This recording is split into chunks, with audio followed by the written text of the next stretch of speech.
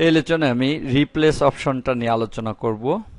Replace শব্দের অর্থ প্রতিস্থাপন, অর্থাৎ একটা শব্দের পরিবর্তে যদি আরেকটা শব্দ বসাইতে চাই তাহলে রিপ্লেস কমান্ডটা ব্যবহার করতে হয়।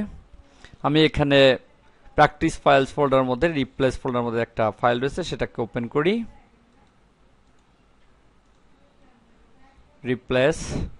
রিপ্লেস নামে একটা ফাইল রয়েছে।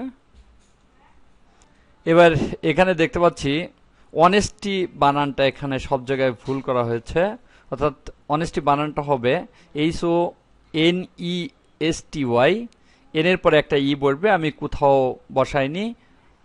এরকম অনেক সময় লেখার সময় কোন একটা বানান সঠিক মনে করে ভুলটা লেখা হতে পারে, সেক্ষেত্রে এই কমান্ডের মাধ্যমে সহজেই প্রতিস্থাপন করা যায় সঠিকটা। আমি এখানে সঠিকটা প্রতিস্থাপন করে দেখাবো। প্রথমে মেনু কমান্ড, এডিট মেনু থেকে রিপ্লেস। যেহেতু আমি একটা শব্দকে রিপ্লেস করব, তাই প্রথমে ফাইন্ড করে নিতে হবে, অর্থাৎ তাকে খুঁজতে হবে, তারপরে রিপ্লেস করতে হবে। এখানে ফাইন্ড করি ভুল বানানটা, অর্থাৎ যেটা আমি ভুল লিখেছিলাম সঠিক মনে করে সেই বানানটা, অর্থাৎ HONESTY।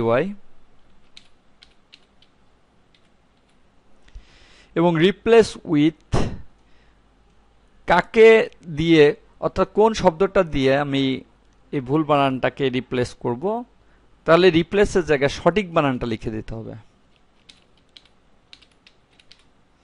অর্থাৎ এখানে এন এর পর ই নাই, এখানে এন এর পর ই দিয়ে সঠিক বানানটা এখানে লিখে দিয়েছি।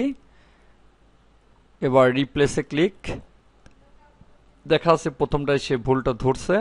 আমি রিপ্লেসে ক্লিক করলে ওটা সঠিক করে দিয়ে আর একটা ভুল বানান ধরছে, রিপ্লেস। এভাবে একটা একটা করে সঠিক করা যায়। আর যদি আমি মনে করি যতগুলো অনেস্টি লেখা ভুল হয়েছে সবগুলোই যেন সঠিক করে দেয় একবারেই, তাহলে রিপ্লেস অলে ক্লিক করলে একবারে সবগুলো সঠিক করে দিয়েছে। ওকে, ক্লোজ। আবার এটাকে যদি আমি কিবোর্ডের মাধ্যমে করতে চাই তাহলে কার্সরটা প্রথমে রাখি। মনে রাখতে হবে সব সময়ের জন্য কার্সরটা প্রথমে রাখতে হবে, না হলে মাঝে রাখলে বা শেষে রাখলে তারপরের শব্দগুলো সে খুঁজবে, পূর্বে যে শব্দগুলো রয়েছে সেগুলো খুঁজবে না। তাই কার্সরটা অবশ্যই প্রথমে রাখতে হবে। কিবোর্ড থেকে Ctrl+H চাপতে হবে এবং এখানে ভুল বানানটা লিখতে হবে এবং রিপ্লেসের সামনে সঠিক বানানটা লিখে পূর্বের মতোই